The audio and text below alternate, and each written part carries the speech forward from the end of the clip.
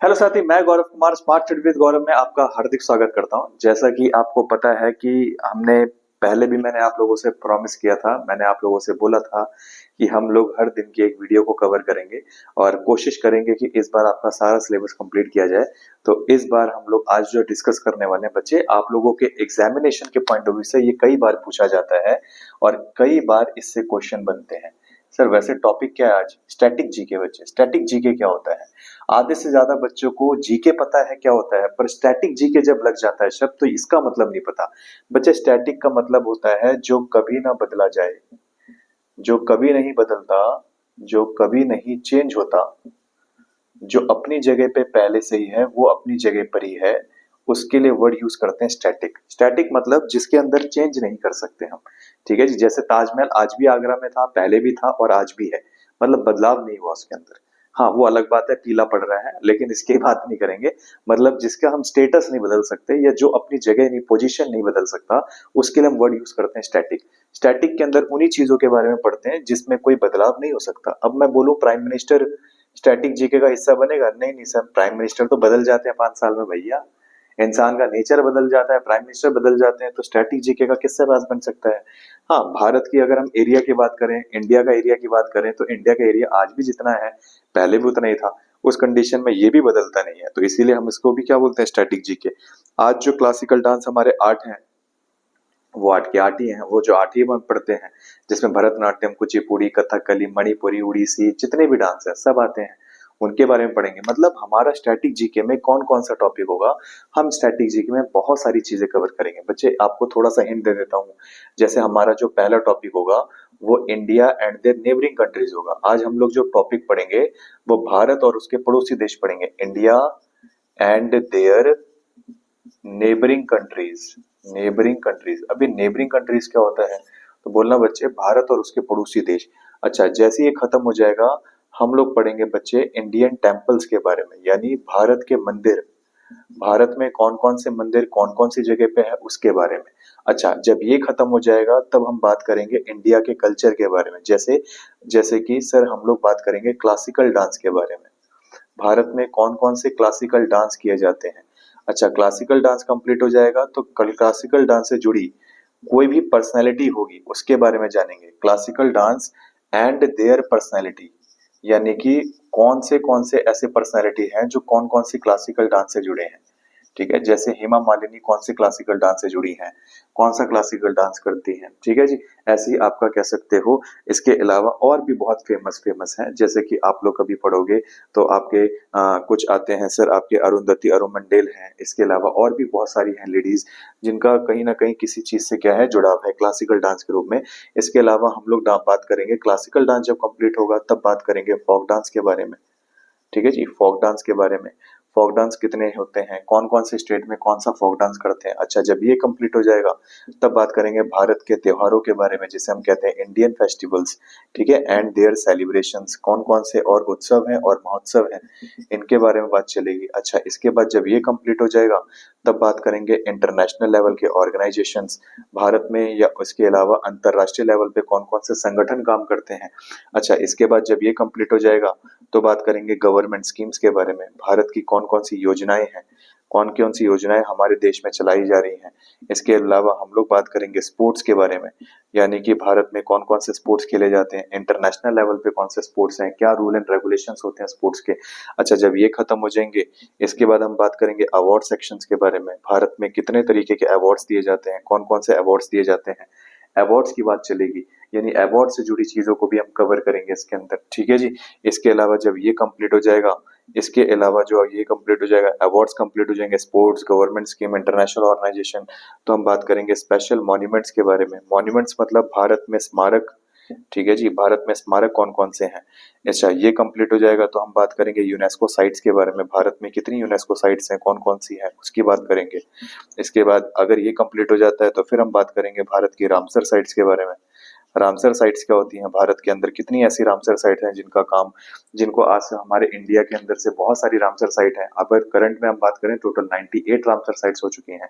Ramsar बच्चे किसी organisation का नाम नहीं है, ये एक देश के अंदर एक जगह पड़ती है, ईरान नाम के देश के अंदर रामसर, और वहीं पर एक बैठक हुई थी कन्वेंशन, जो कि एक वेटलैंड एरियाज को प्रोटेक्ट करने के लिए की गई थी। अब नाम से ही पता लग रहा है, वेटलैंड, वेट का मतलब गीला और लैंड का मतलब जमीन।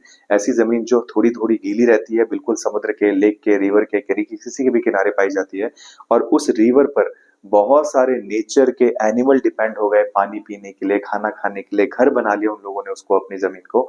तो उन वेटलैंड्स को प्रोटेक्ट करना है, तो जो वेटलैंड्स को प्रोटेक्ट करने के लिए नाम दिए जाते हैं, मान के चलो घूमते घूमते सुंदरबन डेल्टा पहुंच गए, देखा अरे भैया यहाँ तो बहुत सारे जानवर हैं, पानी पी रहे हैं, कोई सो रहा है, कोई लेटा है, कोई जानवर का शिकार कर रहा है, तो मतलब ये अपना घर बार बना लेते हैं। तो जैसे ही देखा सुंदरबन डेल्टा में सारे एनिमल ने, उठाया नाम लिख दिया सुंदरबन डेल्टा, उठा के डाल दो रामसर साइट में, बस रामसर साइट इसी को बोलते हैं। और ये 2 फरवरी को हुआ था कन्वेंशन, इसीलिए हर साल 2 फरवरी को वर्ल्ड वेटलैंड डे मनाते हैं। वर्ल्ड वेटलैंड डे, ये डे इसीलिए मनाया जाता है क्योंकि इसी दिन हम लोगों ने 2 फरवरी वाले दिन 1971 वाले दिन रामसर कन्वेंशन की थी। तो बच्चे ये सब अपने टॉपिक्स होंगे जिसको हम कवर करेंगे स्टैटिक जीके में। और जैसा कि मैंने आपसे बोला था कि हम पहला टॉपिक आज कवर करेंगे India and there neighbouring countries. आज वो भारत और उसके पड़ोसी देश पढ़ते हैं, जिसके बारे में आज बात चलेगी कि क्या क्या आएगा इसमें पड़ोसी देश में। पर पड़ोसी देश की बात तो बाद में करेंगे, पहले हमें उसके पहले इसको समझना पड़ेगा।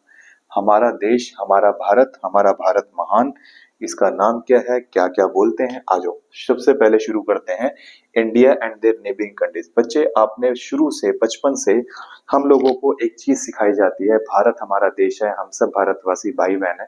आप हर बार अपनी प्रतिज्ञा में, शपथ में बार बार भारत का नाम लेते हो, लेकिन क्या आपको पता है कि जो भारत है इसका क्षेत्रफल कितना है, इसका एरिया कितना है, ये कब इंडिया इसको डिक्लेयर किया गया, इंडिया का नाम कब इंडिया रखा गया, किसने इसको इंडिया बोला, इंडिया के और कितने नाम हैं, इंडिया की कैपिटल क्या है, राजधानी पहली कौन सी बनी, बाद में कौन सी बनी, इंडिया में कितने लैटिट्यूड्स हैं, कितने लॉन्गिट्यूड्स हैं, भारत में कितने राज्य हैं, कितने यूनियन टेरिटरी हैं, पूरी ज्योग्राफिकल एरियाज को हम डिटेल में समझेंगे आज के टॉपिक में। अब जब समझना ही है डिटेल में, तो इसके लिए एक मैप बनाना भी जरूरी है। तो हम भारत का मैप बना लेते हैं ताकि इंडिया की एक एक चीज को डिटेल में समझते हुए चलें। ये हमारा बन गया प्यारा भारत, इसी को कहते हैं हमारा देश महान, हमारा इंडिया महान, हमारा देश महान, हमारा भारत महान। आप सभी को बच्चे मैप में दिखाई दे रहा होगा, ये हमारा क्या है, इंडिया बन चुका है, बन रहा है ना इंडिया। तो इस इंडिया की बात करनी है हम लोगों को, ठीक है जी। ये अपना प्यारा भारत महान बन गया। अब जब भी हम इंडिया की बात करते हैं तो आपको इंडिया के अंदर एक इंपॉर्टेंट सी चीज दिखाई दे रही होगी, दिख रही है। हमारे भारत की अगर हम बात करें तो यहाँ पर हमारा बच्चे नॉर्थ है, ये हमारा साउथ है, ये हमारा ईस्ट है, और ये हमारा बच्चे क्या है, वेस्ट है। यानी हमारे देश के 4 डायरेक्शन पता लग गए, नॉर्थ, ईस्ट, साउथ, आपका वेस्ट। यानी कि नॉर्थ, साउथ, ईस्ट, वेस्ट, ये 4 डायरेक्शन पता लग गए। जब भी बात आती है बच्चे इंडिया की, तो सबसे पहला दिमाग में ख्याल आता है कि इंडिया का नाम इंडिया तो नहीं होगा, इंडिया के और भी सारे नाम थे। जैसे इंडिया का नाम आपका भारत भी है। इंडिया को हम किस नाम से बुलाते हैं बच्चे, भारत भी बोलते हैं। अच्छा, इसको एक और नाम से बुलाते हैं बच्चे, भरत के नाम पर ही इंडिया का नाम भारत पड़ा। इसके अलावा इंडिया को इंडिया तो बोला ही जाता है। हिंदुस्तान अंग्रेजों ने, कह सकते हैं हिंदुस्तान, हमारे मेडिवल टाइम पे जाओगे तो अरब के लोगों ने इसको हिंदुस्तान बुलाया। हिंदुस्तान मतलब द लैंड ऑफ हिंदूस, यानी कि हिंदूस की जमीनों को एक तरीके से नाम दे दिया हिंदुस्तान। पर ये नाम हिंदुस्तान किसने रखा सर, हिंदू वर्ड जो है ये सिंधु से निकल कर आया। और सिंधु कहाँ की होती है सर, सिंधु एक रिवर का नाम है जिसे हम इंडस बोलते हैं, जिसे हम क्या बोलते हैं, इंडस। उसी सिंधु नदी के नाम से उसे हिंदू बोला गया। अब अरबों की आदत ये थी कि अरब के लोग कभी सा को ठीक से प्रोनाउंशिएट नहीं कर पाते थे। अरब के लोगों की आदत थी ये सा को सा बोल ही नहीं पाए बेचारे, सा जब जब बोलते थे हाँ निकलता था। तो इसीलिए जितनी बार सिंधु नदी बोलते थे उतनी बार हिंदू निकलता था। और उसी वजह से हिंदू से हिंदू बन गया, हिंदू से हिंदू बन गया हिंदुस्तान, और हिंदुस्तान पूरा नाम पड़ गया किसका, भारत का। अच्छा, इसके बाद एक और नाम आता है हमारे देश का जिसे कहते हैं जम्बू द्वीप। हमारे देश को एक और नाम से बुलाते हैं जम्बू द्वीप, ठीक है जी। तो हमारे देश के 4-5 नाम तो यही पता लग गए। और सबसे इंपॉर्टेंट नाम, इंडिया में आर्यंस आए थे तो उनकी वजह से नाम पड़ गया आर्यवर्त। क्या नाम पड़ गया? आर्यवर्त। ये भारत के 5 नाम, इंडिया, भारत, हिंदुस्तान, जम्बूद्वीप और आपका क्या है, जम्बूद्वीप और आर्यवर्त, ये सब भारत के नाम है। पर हमें भारत के नाम से तो पता लग गया कि भारत के सारे नाम है, पर आपको पता है हमारा इंडिया का जो कॉन्स्टिट्यूशन है, हमारे भारत का जो संविधान है बच्चे, जिसको भीमराव अम्बेडकर ने पूरी जान लगा दी थी लिखने के लिए, कलम तक को पूरा छोड़ नहीं दिया, उन्होंने पूरे देश को एक साथ इकट्ठा करके बिठा के समझा के लिखा है देश का संविधान। और उसके अंदर एक आर्टिकल नंबर बच्चे 1 आता है, जब आप पढ़ोगे कॉन्स्टिट्यूशन को तो आर्टिकल 1 आता है, जिसमें साफ साफ लिखा गया है India that is Bharat, India that is Bharat is union of state, मतलब हमारे देश को, हमारे इंडिया का एक और नाम है जिसे हम भारत भी बोलते हैं। और यही हमारे पूरे देश को मिलाकर, यानी बहुत सारे स्टेट्स को मिलाकर हमारा भारत बनता है। यानी कि आप कभी भी देखोगे तो हमारे हर एक जगह पे नाम सिर्फ भारत का ही आता है। जैसे अभी G20 की समिट हुई थी 2023 में, उसमें भी आप लोगों ने देखा होगा, वहां पर भी एक तरीके से वर्ड यूज किया जा रहा था कि भारत एक तरीके से किसका हिस्सा बनने जा रहा है, G20 समिट का। वहां पर एक हिंदी में भी वर्ड लिखा गया, वसुधैव कुटुंबकम। इसके अलावा आप देखोगे भारत का नाम और जगहों पे आता है, जैसे हम कभी कभी क्या पढ़ते हैं राष्ट्रगान, उसमें भी हम पढ़ते हैं जनगण मन अधिनायक जय है भारत भाग्य विधाता, नाम आ गया भारत। इसके अलावा कभी देखोगे जो प्राइम मिनिस्टर भाई साहब, हमारे जो प्राइम मिनिस्टर हैं, जिन्हें हम हेड ऑफ द कह सकते हैं कि अपना पूरा का पूरा इंडिया का पूरा हेड जो बंदा है प्राइम मिनिस्टर, उसकी चेयर के एक जो आगे नेम प्लेट लगी है उस पे भी भारत शब्द यूज किया जाता है। यानी कि भारत एक ऐसा शब्द हो गया जो हर जगह देखने को मिलता है। कहाँ देखने को मिलता है? हर जगह। भारत एक ऐसा शब्द हो गया बच्चे जो हर जगह आपको देखने को मिलेगा।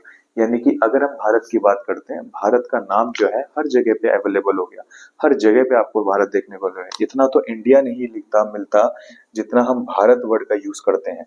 इसीलिए एक्चुअल नेम जो है, बहुत सारे लोग भारत ही चाहते थे कि भारत ही नाम पड़े। ठीक है जी, चलो अब आगे बढ़ते हैं थोड़ा सा। अब जब बात करते हैं इंडिया के एरिया की, तो सबसे पहले बात आती है हमारे भारत के एरिया की। तो बच्चे एरिया का अगर हम बात करें तो एरिया हमारे देश का है 32,87,263 किलोमीटर स्क्वायर। ये हमारे इंडिया का एरिया है। यानी पूरे एरिया की बात करें तो 32,87,263 किलोमीटर स्क्वायर है। अच्छा, ये हमारे देश का एरिया है। अगर मैं बात करूं सर यहाँ से लेकर यहाँ तक एरिया कितना है, ये तो आप बोलेंगे बच्चे ये एरिया जो है ये है 3214 किलोमीटर, 3214 किलोमीटर। और अगर मैं बात करता हूँ गुजरात से लेकर अगर मैं इधर की तरफ जाऊंगा तो ये एरिया है 2933 किलोमीटर, यानी 2933 किलोमीटर इसका एरिया है। अच्छा, अब तीसरी बात, ये दोनों अगर हम देखें तो यहाँ से यहाँ तक का डिस्टेंस 3214 और यहाँ से यहाँ तक का डिस्टेंस है 2933 किलोमीटर है। अच्छा, दूसरी बात, हमारे भारत की जब हम बात करते हैं, इंडिया की जब हम बात करते हैं, हमारे देश की एक राजधानी है बच्चे, कैपिटल है, जिसे हम कहते हैं नई दिल्ली। हमारे देश की कैपिटल क्या है बच्चे? न्यू दिल्ली। अच्छा, न्यू दिल्ली तो है, लेकिन इसे न्यू दिल्ली डिक्लेयर कब किया गया था? 1931 में। 1931 में भारत की राजधानी 1931 में क्या बनी थी? नई दिल्ली के रूप में बनी थी। अच्छा, अब बात आती है कि हमारे देश के अंदर ये जो आपका क्या है सर, नॉर्थ डिग्री है, जिसे आप लोग नॉर्थ बोलते हो। इस नॉर्थ में हमारा क्या है, यहाँ पर एक लैटिट्यूड पॉइंट है, लैटिट्यूड सॉरी क्या बोलेंगे, हमारे देश का यहाँ पर एक लैटिट्यूड पॉइंट है। तो अगर पूछता है लैटिट्यूड पॉइंट कितना है हमारे देश का, तो क्या बताएंगे सर? लैटिट्यूड जो है वो 37 डिग्री 6 मिनट है। भारत का लैटिट्यूड कितना है? 37 डिग्री 6 मिनट। और अगर पूछता है यहाँ कितना है सर, लो लैटिट्यूड इतना कितना है साउथ साइड में, तो क्या बताओगे? 8 डिग्री 6 मिनट। ठीक है जी, 8 डिग्री 6 मिनट। ये कितना है? 37 डिग्री 6 मिनट। और ये कितना है? 8 डिग्री 6 मिनट। अच्छा, इन दोनों को जोड़ो एक बार, 37 degree 6 minute plus 8 degree 6 minute को, सॉरी 4 मिनट है, ठीक है जी, 8 डिग्री 4 मिनट, 8 डिग्री कितना है? 4 मिनट है। इन दोनों को जोड़ोगे तो ये करीबन 46 डिग्री 0 मिनट के आसपास आएगा। इसी का आधा कर दो, आधा करोगे तो कितना आएगा? 23 डिग्री के आसपास आएगा। और अगर आपसे बोला जाए कि इसका जब आधा करेंगे इन दोनों का, तो आधा तो यहीं से निकलेगा। तो आधा ये कितनी है सर? ये कितनी होती है? 23 डिग्री होती है। कितनी होती है? 23 डिग्री। इसी 23 डिग्री को हम बोलते हैं ट्रॉपिक ऑफ कैंसर। क्या बोलते हैं? Tropic of cancer. मतलब इन दोनों को ऐड करके जो निकल कर आता है आधा, वो क्या बनता है? ट्रॉपिक ऑफ कैंसर, यानी कि 23 डिग्री है ये। अच्छा, अब एक और चीज ध्यान से समझो, क्या सर? ये तो पता लग गया हमारे देश का एरिया कितना है, लैटिट्यूड कितना, लॉन्गिट्यूड कितना है, पर आपने ये नहीं बताया सर ये लॉन्गिट्यूड कितना है। लैटिट्यूड तो बता दिया, लॉन्गिट्यूड भी देखो। लॉन्गिट्यूड की जब हम बात करते हैं ये आता है 68 डिग्री 7 मिनट के आसपास, और ये आता है बच्चे कितना, 97 डिग्री 25 मिनट के आसपास। ये हमारा लैटिट्यूड लॉन्गिट्यूड इतना दिखाई देता है, कितना है, 68 डिग्री 7 मिनट और 97 डिग्री 25 मिनट के आसपास, ये हमारा क्या है, लॉन्गिट्यूड है। तो ये तो अपना भारत का इतना एरिया भी पता लग गया। अब पूछता है कि इंडिया का नॉर्दर्न पॉइंट कौन सा है। तो कभी पूछ ले आपका इंडिया का नॉर्दर्न पॉइंट कौन सा है बच्चे, तो बोलना भारत का नॉर्दर्न पॉइंट है हमारा, कौन सा बोलोगे, तो बोलना सर भारत का नॉर्दर्न पॉइंट है इंदिरा कॉल। क्या बोलेंगे, इंदिरा कॉल है भारत का नॉर्दर्न पॉइंट। ऐसे ही इंडिया का सर्दर्न पॉइंट पूछ लिया आपसे, तो बोलना भारत का सर्दर्न पॉइंट जो है उसका नाम क्या है, उसका नाम है आपका कन्याकुमारी। क्या बोलेंगे, कन्याकुमारी है। कन्याकुमारी का पुराना नाम भी तो कुछ था, हाँ जी, इसको बोलते थे कैप कोमोरिन। कैप कोमोरिन नाम था इसका, और अब इसे कन्याकुमारी कहते हैं। तो कन्याकुमारी क्या है, सर्दर्न पॉइंट है, और ये क्या है आपका नॉर्दर्न पॉइंट है। ऐसी तो ईस्ट पॉइंट भी होगा, हाँ जी, ईस्ट पॉइंट आपका इधर पड़ता है अरुणाचल प्रदेश में, जिसका नाम है किबीथू। इसे किबीथू बुलाते हैं। और सेम टू सेम गुजरात में जाओगे तो यहाँ पर भी आपका एक वेस्ट पॉइंट है जिसे सकरीक बोलते हैं, सकरीक। क्या बोलते हैं बच्चे, सकरीक। कुछ लोग इसे गुहार मोती बोलते हैं, गुहार मोती, गुहार मोती कहते हैं इसको। बात समझ में आई, ये हमारे इंडिया का ये एरिया हो गया, बात समझ में आ गई। तो ये अपने इंडिया के 4 मेजर पॉइंट्स भी पता लग गए। ऊपर की तरफ जाओगे तो नॉर्दर्न पॉइंट में इंदिरा कॉल, नीचे की तरफ जाओगे तो सर्दर्न पॉइंट में कैप कोमोरिन या कन्याकुमारी।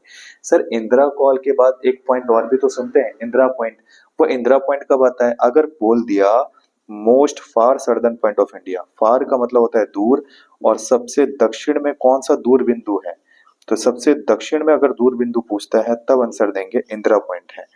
अगर पूछता है सर्दर्न पॉइंट तो Kanyakumari, most far southern point of India पूछेगा तब आप आंसर देंगे इंदिरा पॉइंट है।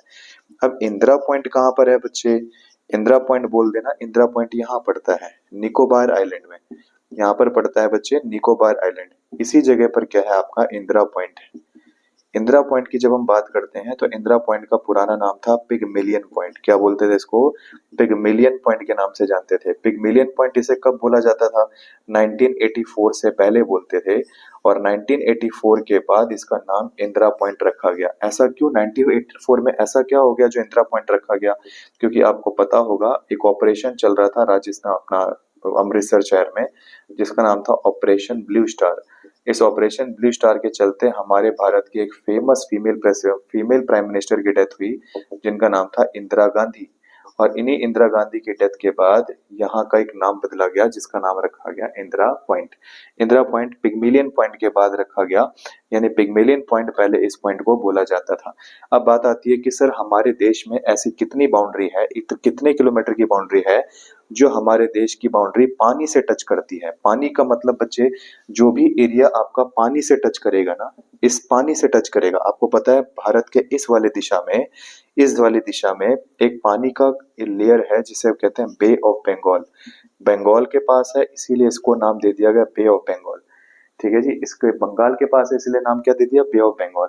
इसकी तरफ जाओगे तो यहाँ पर मिलेगी इंडियन ओशियन। यहाँ पर कौन सा ओशियन है बच्चे, इंडियन ओशियन। इधर की तरफ जाओगे तो अरेबियन सी, अरेबियन सी, अरब सागर। यहाँ पर कौन सा है सर, अरेबियन सी है, यानी अरब सागर है। यानी हमारा देश 3 तरफ पानी से घिरा है।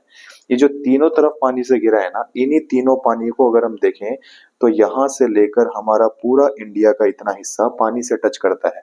पर ऊपर जाओगे तो यहाँ समुद्र कुछ भी नहीं है, ये पूरा जमीन वाला हिस्सा है। तो इतना 3 हिस्सा पानी से जब घिरता है, तो जब भी कोई हिस्सा या जब भी कोई लैंड 3 जगह से पानी से घिरी हो तो ऐसे एरिया को पेनिनसुलर कहते हैं, पेनिनसुलर। इंडिया भी किस में आता है बच्चे, पेनिनसुलर रीजन में आता है। किस में आता है, पेनिनसुलर रीजन के अंदर देखने को मिलता है, क्योंकि 3 हिस्सों से पानी से घिरा है। अब कोई पूछे कि कितने किलोमीटर घिरा है, तो बोलना बच्चे यहाँ से गुजरात से शुरू होकर ये जब कहाँ तक जाती है सर, तो बोलना जब ये वेस्ट बंगाल तक जाएगी तो इसका टोटल एरिया कितना होता है जो पानी से टच करता है, तो बोलना टोटल कोस्टल एरिया जो है हमारे देश का, टोटल कोस्टल एरिया जो है वो हमारे देश का है कितना, तो बोलना सर 7516.6 किलोमीटर। यानी कि 7516.6 किलोमीटर क्या है, टोटल क्या है सर आपका कोस्टल एरिया है। पर अगर आपसे पूछा जाए टोटल कोस्टल एरिया में कौन आते हैं सर, टोटल कोस्टल एरिया में आते हैं हमारे देश के वो सारे स्टेट जो पानी से टच करते हैं, प्लस वो सारी यूनियन टेरिटरी जो पानी से टच करती हैं, इन दोनों को मिला के बनते हैं 7516.6 किलोमीटर। लेकिन कोई पूछे अगर सिर्फ स्टेट की बात हो रही है, यूटी टच नहीं कर रहा हो, यूटी बोले तो अंडमान निकोबार, लक्षद्वीप, दमन दीव, दादर नगर हवेली, अगर ये ना कर रहे हो टच, यानी इनको हटाकर सिर्फ स्टेट की बात करें, गुजरात, महाराष्ट्र, गोवा, आंध्र प्रदेश, इन सब की बात करें, तब कितना टच करता है, तब 6100 किलोमीटर हमारा जो देश है वो पानी के साथ टच करता है। और यूटी कितना टच करती है, तो इसको माइनस कर लेना बच्चे, माइनस कर लेना इसको, ठीक है जी। माइनस कर लोगे तो आपको ऑटोमेटिक पता लग जाएगा कितने किलोमीटर टच करती है, ठीक है जी। आगे बढ़े, चलो यहां तक याद रखना, ठीक है। 7516.6 किलोमीटर, तो माइनस कर लेना 6100 किलोमीटर, 6 6 1 4, और ये कितनी आ जाएगी, एक, यानी 1416.6 किलोमीटर हमारी किसकी लाइन लगती है कोस्टल एरिया के साथ, यूटी की लगती है। ये अपना पूरा बाउंड्री किसका है, कोस्टल रीजन बोलते हैं, किसे बोलते हैं, कोस्टल रीजन। अच्छा, कितने स्टेट आते हैं जो पानी से टच करते हैं सर, अगर मैं बात करूं इस वाले घाट की, इस घाट को बोलते हैं वेस्टर्न घाट, क्या बोलते हैं, वेस्टर्न घाट। तो जब भी मैं वेस्टर्न घाट की बात करता हूं, तो वेस्टर्न घाट में सबसे पहला स्टेट आता है गुजरात। कौन आता है बच्चे, गुजरात। गुजरात के नीचे आता है महाराष्ट्र। कौन आता है, महाराष्ट्र। महाराष्ट्र के नीचे आता है गोवा। गोवा के नीचे आता है कर्नाटक, और कर्नाटक के नीचे आता है केरल। क्या बोलोगे, केरल। तो ये रहा गुजरात, ये रहा महाराष्ट्र, ये रहा गोवा, ये रहा कर्नाटका, ये रहा केरल। ये 5 स्टेट्स हैं जो पानी के साथ वेस्टर्न घाट से टच करते हैं। पर जब मैं ईस्टर्न घाट की बात करता हूं, तो यहाँ पर एक स्टेट आता है तमिलनाडु। तमिलनाडु, ऊपर चले जाओगे तो यहाँ पर आएगा आंध्रा, आंध्र प्रदेश, ऊपर जाओगे उड़ीसा, कौन आएगा, उड़ीसा, और यहाँ आ जाएगा आपका वेस्ट बंगाल। यानी कि इस तरफ जाओगे तो आपके कितने स्टेट्स लगते हैं, 4।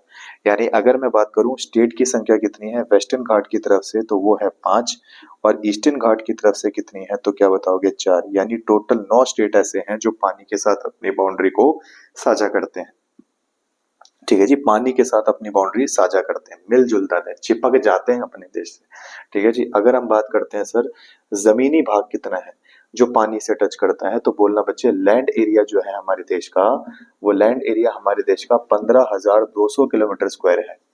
15,200 किलोमीटर स्क्वायर हमारे इंडिया का क्या करता है, लैंड एरिया टच करता है। कितना, 15,200 किलोमीटर हमारे इंडिया का लैंड एरिया क्या करता है, टच करता है। कोई दिक्कत, यहाँ तक के मामले क्लियर हो चुके होंगे आशा करता हूँ। यहाँ तक की बातें तो आपके खोपड़ी में जारी होगी, इसमें कोई दिक्कत, यहाँ तक की बातें समझ में आ रही है ना। चलो बहुत बढ़िया, बहुत बढ़िया, बहुत बढ़िया, आ जाओ आगे बढ़े। अब देखो, यहाँ तक की जो मैंने आप लोगों को कहानी बताई, इसमें एक इम्पोर्टेंट चीज समझते हैं। क्या समझाओगे सर अब, इसमें जो समझाना था आपने तो समझा दिया। अरे बहुत सी बातें बाकी हैं यार, अभी तो क्या समझाई है, ठीक है जी। अब देखो, जब हमारे देश की बात करते हैं, अपने देश की बात करते हैं हम, तो हमारे इंडिया का मैप,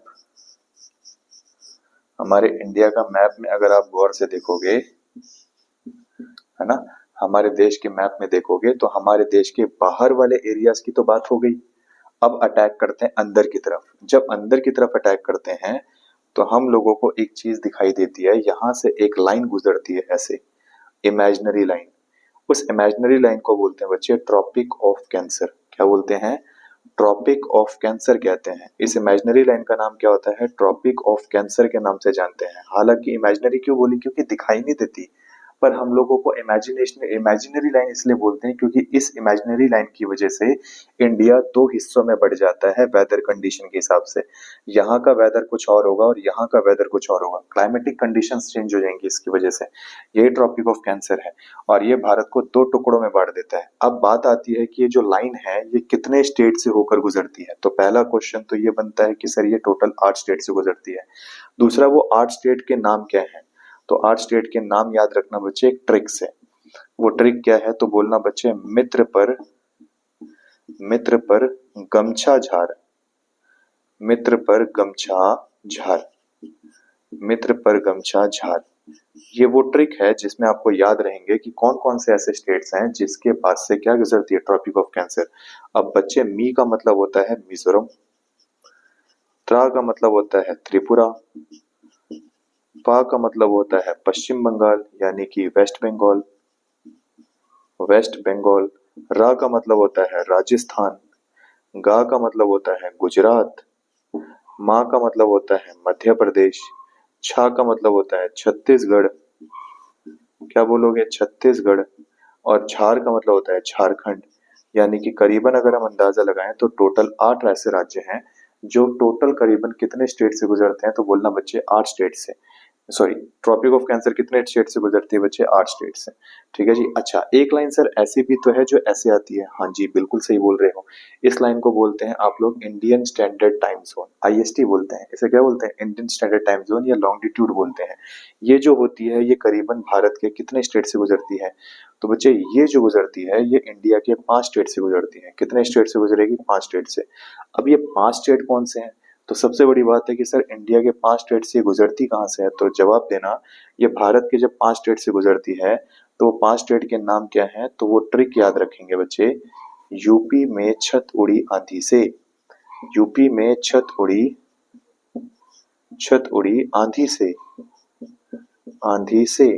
तो ये सारे वो स्टेट होंगे जहां पर कौन सी लाइन गुजरती होगी, इंडियन स्टैंडर्ड टाइम जोन। अब यूपी का मतलब एक तो नाम साफ साफ पता लग रहा है उत्तर प्रदेश, माँ का मतलब बच्चे मध्य प्रदेश, छत का मतलब याद रखो छत्तीसगढ़, क्या याद रखोगे छत्तीसगढ़ से गुजरती है। अच्छा, उड़ी का मतलब उड़ी उड़ी जाए, उड़ीसा।